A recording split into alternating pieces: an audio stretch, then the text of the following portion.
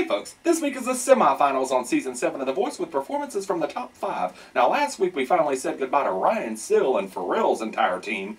They'll be back tonight though for a chance at the wild card spot. They're not gonna get it though. We all know how this is going to play out. Unless something drastic and unexpected happens, one of the people that gets eliminated this week will probably be the one wild-carded. And those poor folks that left weeks ago, they don't even stand a slight chance. Only place Sugar Jones is going to get a wild-card spot is in my darkest nightmares. Anyway, on to this week's performances. They got 2 songs each this week, one picked by their coach, and one they picked themselves to dedicate to their hometowns. First up is Damien. The song Adam picked for him this week was She's Out of My Life, better known as Michael Jackson's most boring song. And that's pretty much why Adam said he picked it. Well, he said that he picked it because it was so beautiful, but I mean, come on. Adam knows one of his people is going to be on the chopping block this week, and since Damien is the least likely to win, it stands to reason that Adam would give him a song that doesn't pack much punch. Damien sounded fine, and it was a fine performance in a haven't we already seen this a dozen times kind of way. The song Damien picked for his hometown was I Don't Want to Wait. Where the hell is he from? Dawson's Creek?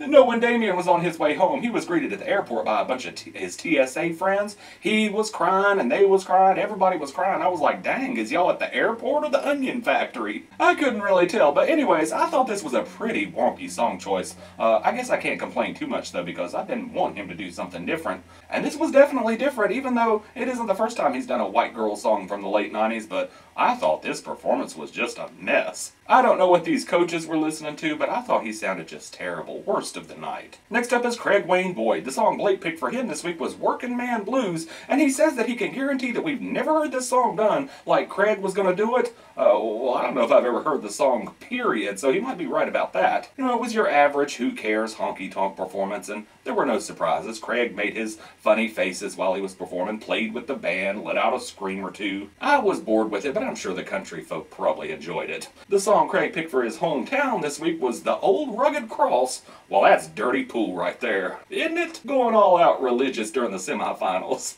Now, during his hometown saloon concert, Craig was surprised on stage by his friend Randy Houser.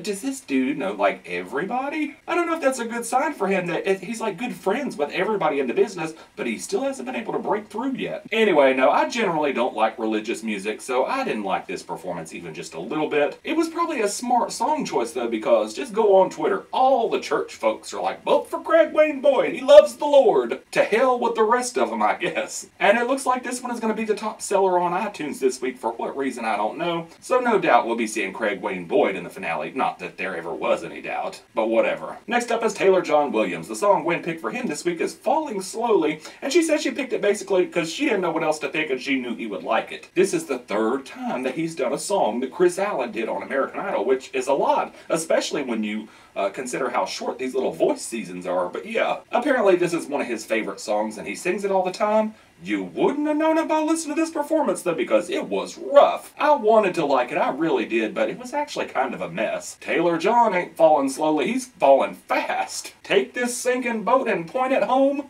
I'm afraid so. Taylor John's hometown dedication was Blank Space by Taylor Swift.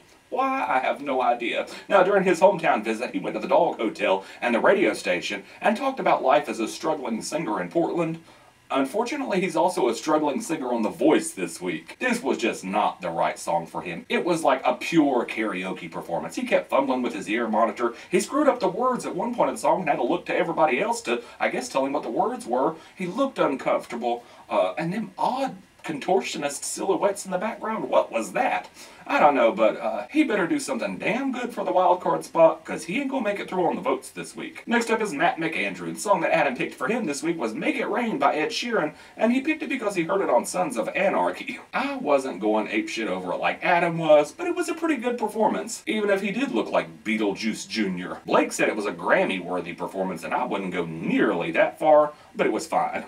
Matt's hometown dedication was I Still Haven't Found What I'm Looking For, and during his hometown visit, he went to surprise his mom at work, and she acted like she had no idea what was going on and that he was coming, but what, the camera crew and the pack of people with poster signs didn't tip her off? My mom would have killed me dead right there. She'd be like, why the hell didn't you tell me you was coming to town so I could take the day off? Anyway, no, I thought this felt more like a top 12 performance than a semifinal performance. It wasn't terrible, but his pronunciation was kind of wonky throughout the whole thing, and of course I hate it when they go out and play with the crowd, but it don't matter. Matt's gonna be fine this week. And last of the night, it's last week's Twit Save, Chris Jamison. The song Adam gave him this week just happens to be Maroon 5's new single, Sugar, and Adam said it was Chris's idea. I don't believe that for a nanosecond. He's just looking for a spot to promote his new song before the season's up, and he knows good and well Chris Jamison ain't gonna come out there and say, dude, you're a liar. I wish he would have, though. That would have been hilarious. No, it was a fine performance. I wasn't crazy about the song, though, and I also wasn't nuts about the Robert Palmer girls and cooter cutters